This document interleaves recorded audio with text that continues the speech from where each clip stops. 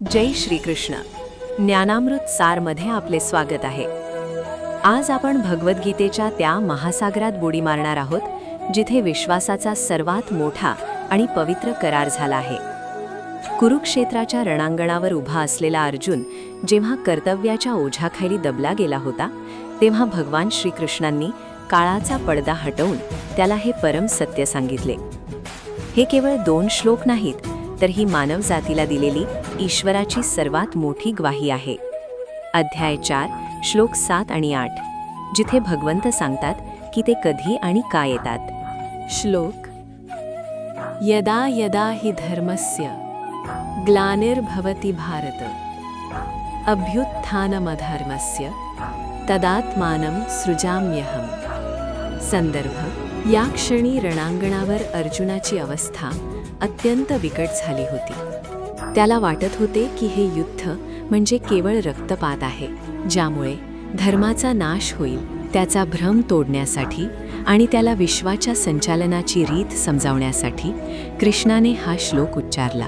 अर्जुनाला हे समजणे आवश्यक होते की जेव्हा सामाजिक आणि नैतिक व्यवस्था कोलमडते, तेव्हा केवळ मानवी प्रयत्न पुरेसे नसतात. या श्लोकाचा अर्थ अत्यंत खोल आहे. यदा यदा म्हणजे जेव्हा जेव्हा. धर्म म्हणजे केवळ पूजापाठ नव्हे, तर धारयती इति धर्मः, जो समाजाला, विश्वाला धारण करतो, ती नैतिक व्यवस्था. जेव्हा समाजात सत्याचा लोप होतो, अन्यायाची काळी सावली सत्याचा सूर्य झाकून टाकते आणि अधर्म उच्छाद मांडतो, तेव्हा निसर्गाचा समतोल बिघडतो. जसे शरीरात विष पसरल्यावर अँटीबॉडीज तयार होतात, तसेच विश्वाच्या शरीरात अधर्म वाढल्यावर ईश्वर स्वयंभू होऊन प्रगट होतो. येथे श्रीकृष्ण स्पष्ट करतात की ते कोणत्याही कर्माने बांधलेले नाहीत, तर ते आत्ममायाद्वारे स्वतःला सृजन करतात. हा श्लोक आपल्याला शिकवतो की अंधार कितीही घनदाट असला तरी प्रकाशाचे आगमन अटळ आहे. ईश्वराचा अवतार हा एक ऐतिहासिक घटनाक्रम नसून ती एक वैश्विक गरज आहे. जेव्हा जेव्हा निस्वार्थीपणा संपतो आणि स्वार्थ शिखरावर पोहोचतो, तेव्हा त्या अधर्माच्या ढिगाऱ्यातूनच क्रांतीचा जन्म होतो आणि तेच ईश्वराचे रूप असते. प्राचीन कथा. हिरण्यकश्यपूचा अहंकार जेव्हा शिगेला पोहोचला आणि त्याने स्वतःलाच देव मानण्यास सुरुवात केली, तेव्हा धर्माची ग्लानी झाली होती. त्याचा पुत्र प्रल्हाद, जो परमभक्ताचे प्रतीक होता, त्याचा छळ सुरू झाला. त्यावेळी खांबातून नरसिंहाचा अवतार घेऊन भगवंतांनी हे सिद्ध केले की जड वस्तूंमध्येही ईश्वर प्रकट होऊ शकतो, जर गरज धर्माच्या रक्षणाची असेल. ऐतिहासिक संदर्भ: छत्रपती शिवाजी महाराजांचा उदय. जेव्हा रयत अन्यायाच्या अंधारात पिचली जात होती, देवळे फोडली जात होती आणि स्त्रियांची अब्रू लुटली जात होती, धर्माची ग्लानी, तेव्हा सह्याद्रीच्या कुशीत जिजाऊंच्या संस्कारांतून एका शिवबाचा जन्म झाला. हे सामान्य नेतृत्व नव्हते, तर अन्यायाविरुद्ध उठलेले ते दैवी वादळ अभ्युत्थानमधर्मस्य होते, ज्याने हिंदवी स्वराज्याची स्थापना केली. आजच्या काळात जेव्हा एखाद्या व्यक्तीच्या आयुष्यात नैराश्य इतके वाढते की त्याला जगण्यात काहीच अर्थ उरत नाही, ती त्याच्या आंतरिक धर्माची ग्लानी असते. अशा वेळी जेव्हा अचानक कुठून तरी आशेचा किरण मिळतो, एखादा मित्र मदत करतो किंवा अंतर्मनातून एक आवाज येतो जो त्याला पुन्हा उभे करतो, तो त्या व्यक्तीसाठी अवतारच असतो.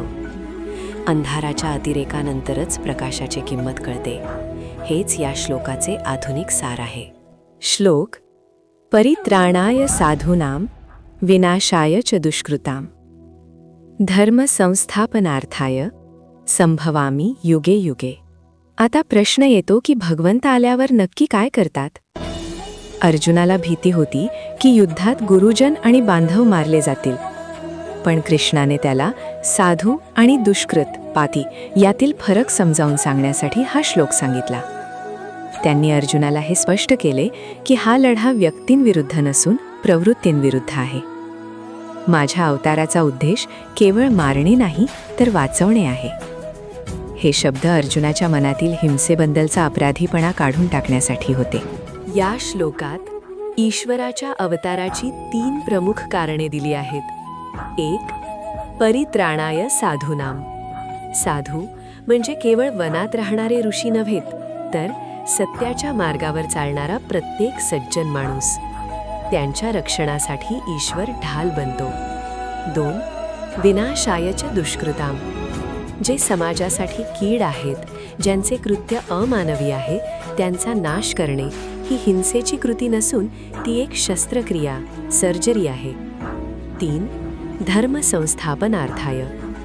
जुना सडलेला भाग काढून टाकून पुन्हा एकदा सत्याची, प्रेमाची आणि न्यायाची स्थापना करणे.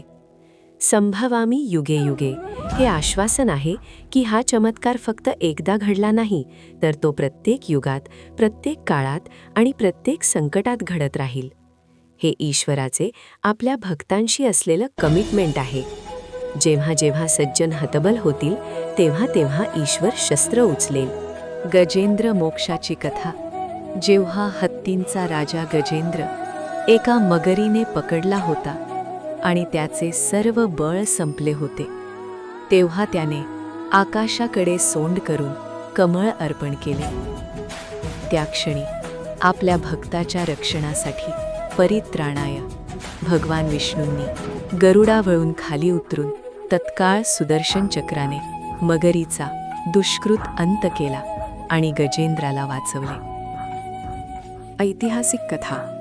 दुसऱ्या महायुद्धाच्या काळात जेव्हा हिटलरच्या नाझीवादाने दुष्कृत जगाला वेठीस धरले होते, तेव्हा मानवतेच्या रक्षणासाठी अनेक राष्ट्रे एकत्र आली. ती एकी, ती शक्ती आणि तो विजय म्हणजे एका अर्थाने त्या काळातील धर्मसंस्थापना होती, ज्यामुळे लोकशाही आणि मानवाधिकार पुन्हा प्रस्थापित झाले. आजच्या कॉर्पोरेट युगात किंवा समाजात जेव्हा एखादा प्रामाणिक कर्मचारी भ्रष्टाचाराविरुद्ध आवाज उठवतो आणि त्याला त्रास दिला जातो, तेव्हा अचानक सत्य बाहेर येते आणि दोषींना शिक्षा होते. ती व्यवस्था, तो कायदा आणि ती सत्याची ताकद म्हणजे आजच्या काळातील ईश्वरी हस्तक्षेप आहे. वाईट सवयींचा दुष्कृत नाश करून चांगली दिनचर्या, साधू अंगीकारणे हे आपल्या वैयक्तिक आयुष्यातील धर्मसंस्थापनेचे उदाहरण आहे. हा श्लोक आपल्याला निर्भय बनवतो. जर तुम्ही साधू म्हणजे सज्जन आहात, तर तुम्हाला घाबरल्याचे कारण नाही, कारण खुद्द परमात्मा तुमचा रक्षक आहे. आणि जर कोणी दुष्कृत असेल, तर त्याचा अंत निश्चित आहे. मित्रहो, भगवद्गीतेचे हे ज्ञान केवळ ऐकण्यासाठी नाही, तर जगण्यासाठी आहे. जर तुम्हाला या श्लोकांमधून थोडीही ऊर्जा किंवा शांती मिळाली असेल, तर आपल्या ज्ञानामृत सार चॅनलला नक्की सबस्क्राईब करा. हा व्हिडिओ आपल्या प्रियजनांना शेअर करा. कदाचित कोणाला तरी आज या आधाराची गरज असेल. कमेंटमध्ये जय श्रीकृष्ण लिहायला विसरू नका.